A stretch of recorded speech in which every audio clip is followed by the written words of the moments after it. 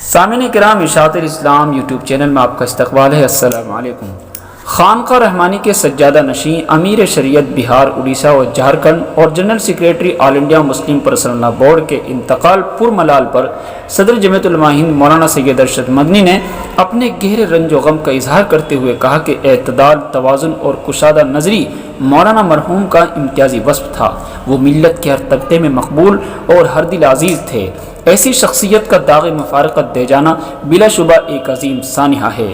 اپنے پرانے دنوں کو یاد کرتے ہوئے مولانا مدنی نے طالب علم کے دوران مولانا ولی رحمانی کے ساتھ گزارے ہوئے دنوں کو یاد کیا اور کہا کہ دارالعلوم کے طالب علمی کے دوران وہ میرے ساتھی بھی تھے اور ان کی صلاحیت اسی زمانے سے اجاگر ہو رہی تھی۔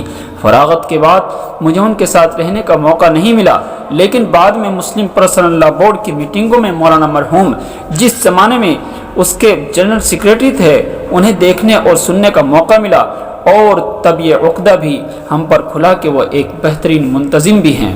مولانا مدنی نے کہا کہ مولانا مسلم پرسنل لا بورڈ کی پالیسی کے مطابق ہی بورڈ کی میٹنگوں کو بہت ہی اچھے انداز میں چلاتے تھے۔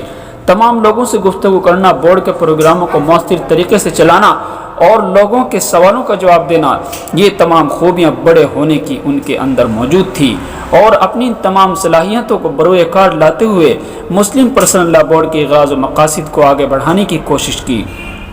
مولانا رحمانی کی اچانک رحلت نے لاکھوں لوگوں کو سوگوار کر دیا ہے، مگر خصوصاً مسلم پرسنل لا بورڈ کے صدر و سرپرست حضرت مولانا سید رابع حسن ندوی صاحب کے لیے ایک بہت بڑا حادثہ ہے۔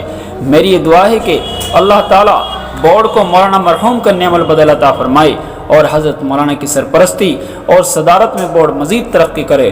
بارگاہ خداوندی میں دعا ہے کہ اللہ ان کی بال بال مغفرت فرمائے اور ان کے پسماندگان کی نگہبانی فرمائے۔